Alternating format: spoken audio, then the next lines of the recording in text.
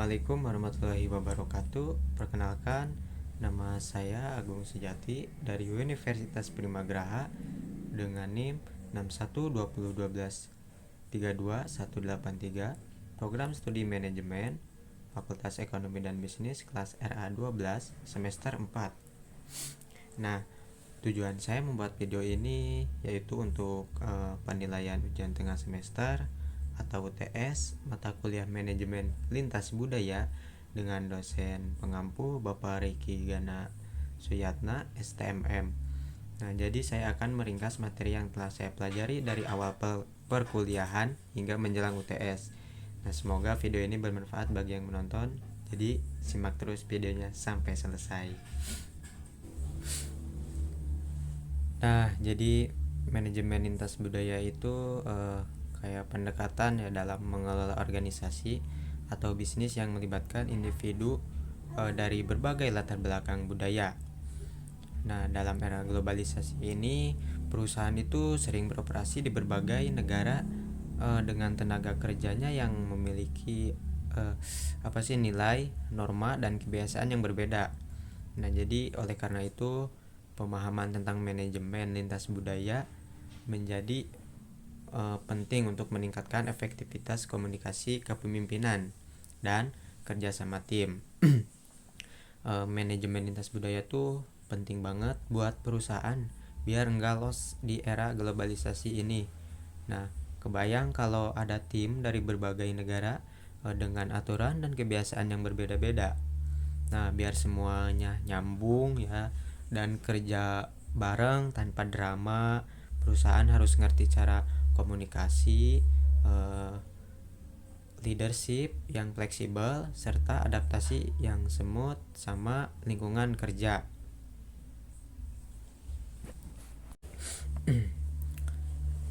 Selanjutnya ada budaya dan kebudayaan.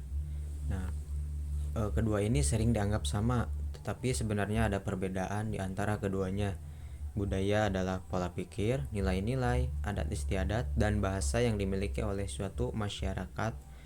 Nah, sementara itu, kebudayaan adalah hasil karya manusia yang mencerminkan budaya tersebut. Contohnya itu kayak seni, teknologi, arsitektur, dan teknologi. Jadi budaya lebih bersifat abstrak, berupa cara hidup dan nilai-nilai yang dianut oleh suatu kelompok. Sedangkan kebudayaan lebih konkret karena mencakup hasil dari budaya yang bisa dilihat dan dirasakan ya, seperti tarian tradisional, pakaian adat, atau bangunan-bangunan kayak Candi Borobudur dan Candi Prambanan. Nah, seperti itu ya. Nah, selanjutnya ada strategi dan tantangan bisnis internasional lintas budaya.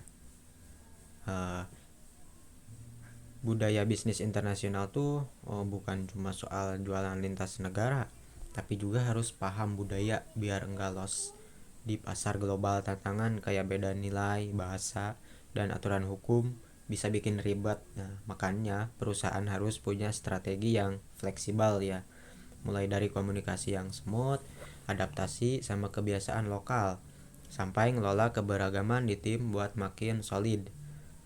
Kalau perusahaan bisa embrace perbedaan dan pakai teknologi buat ngejembatani gap budaya, bisnisnya bakal makin cuan dan relevan di kancah internasional. Selanjutnya kita ke negosiasi internasional. Nah, negosiasi internasional ini beda jauh ya dari negosiasi domestik karena harus mempertimbangkan faktor budaya, bahasa, regulasi, dan komunikasi yang berbeda di setiap negara. Nah, misalnya ada budaya nih yang lebih mengutamakan hubungan jangka panjang sebelum deal ya. Sementara yang lain lebih suka negosiasi dulu langsung tanpa basa-basi. Tantangan ini hambatan bahasa, aturan hukum yang beda, serta nilai ekonomi lokal juga bisa mempengaruhi strategi negosiasi. Makanya penting banget buat pendekatan fleksibel, memahami kultur, bisnis target, dan menggunakan teknik yang efektif supaya bisa mencapai kesepakatan yang menguntungkan semua pihak. Nah, sebelum saya akhiri, saya akan memperkenalkan budaya yang ada di Sukabumi budaya yang ada di Sukabumi itu kaya akan tradisi dan warisan budaya yang masih lestari hingga kini ya. Beberapa tradisi unik yang masih dijaga oleh masyarakat Sukabumi antara lain yaitu upacara Serentahun yang dimana yaitu ritual panen padi sebagai bentuk rasa syukur, serta labu saji, sebuah upacara adat masyarakat nelayan yang dilakukan setiap tahun.